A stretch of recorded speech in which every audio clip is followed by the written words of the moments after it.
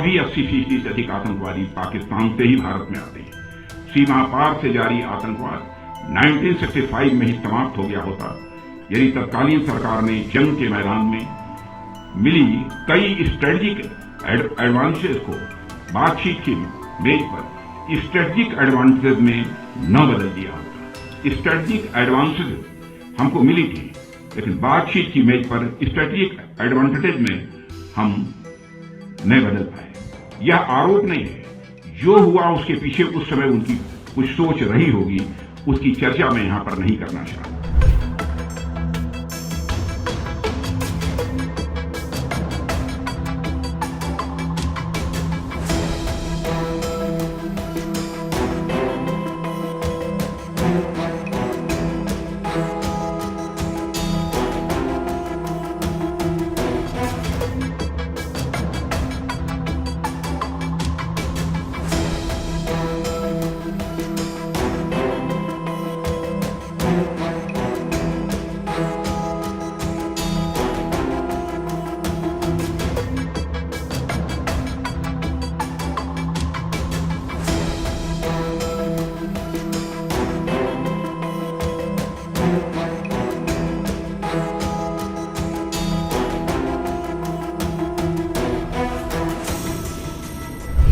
साथियों, 1965 के युद्ध में भारतीय सेनाओं ने हाजी पीर पर तिरंगा लहराने में सफलता हासिल की, मगर उसे बातचीत की मेज पर छोड़ दिया गया।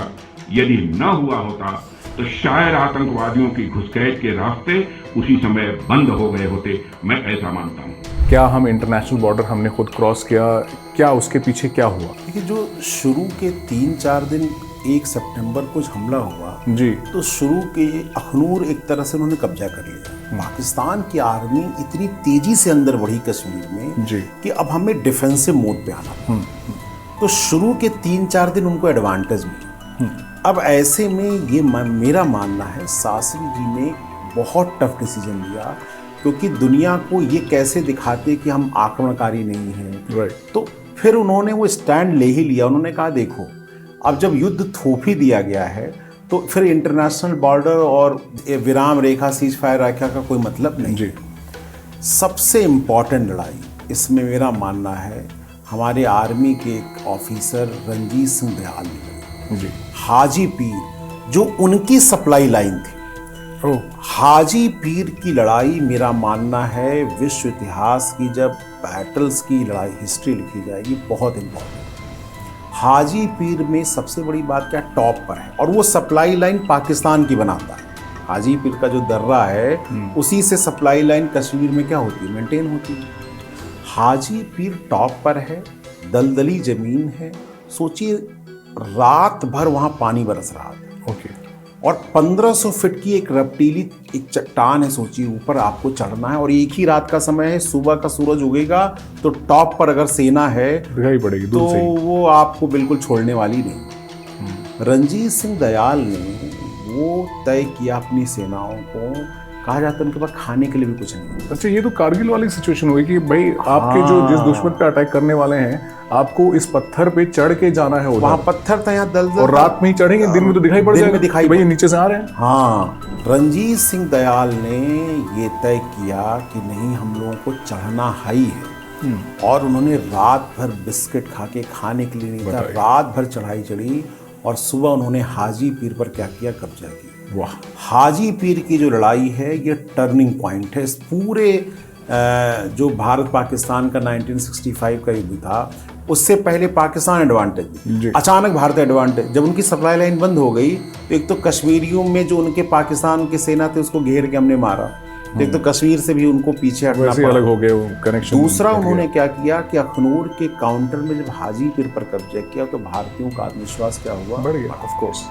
दूसरा, भारतीय सेना ने इंटरनेशनल पंजाब के बॉर्डर से और गुजरात राजस्थान के बॉर्डर से क्या किया, अंदर जब घुस गए, जिसका अंदाजा पाकिस्तान को नहीं था, जो कह रहे थे वो तो आएंगे ही नहीं बेचारे। जुल्फिकार अली भुट्टो तो समझा रहे थे वो आएंगे नहीं, वो वहीं लड़ेंगे तो कश्मीर तो एलओसी कहा पे। जाता है लाहौर तक तो बिना आसानी के पहुंच गए। कई बार भारतीय सेना को ये भी लगा कि कहीं हम ट्रैक में, क्योंकि कोई रेजिस्टेंस ही नहीं थी, बाघा बॉर्डर से घुसे और बिल्कुल लाहौर के बॉर्डर तक क्या हो गए, पहुंच गए वहां पे। लेकिन बाद में कुछ लड़ाई एक कहानी मैं आपको सुना जी, रहा जी, हूँ। जी।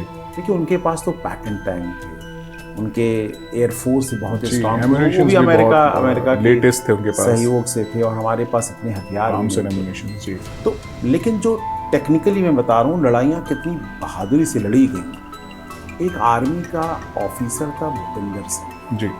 कहा जाता है कि वो टैंक में उस पे था, उसको टैंक में आग लग गई थी। वो चाहता तो बाहर निकल सकता था, पर उसने लड़ाई, टैंक जलते हुए टैंक से गोले बरसाने जारी रखे, और कई उसकी जो फोर्स थी, उसने कहा जाता है 60 पैटर्न टैंकों को जो अमेरिकन थे उनको क्या कर दिया, नष्ट उड़ा दिया। वो उसी में, तो जब वो निकाला गया तो पूरी तरह से जला हुआ था। तो कहा जाता है कि जब वो आया सेना के कोर में भर्ती हुआ, हॉस्पिटल में भर्ती हुआ, तो लाल बहादुर शास्त्री से मिलने, मतलब कई लोगों से मिल रहे थे, उससे ही मिले। तो जब उसने शास्त्री जी को देखा तो उसकी आंखों में आंसू आ गए।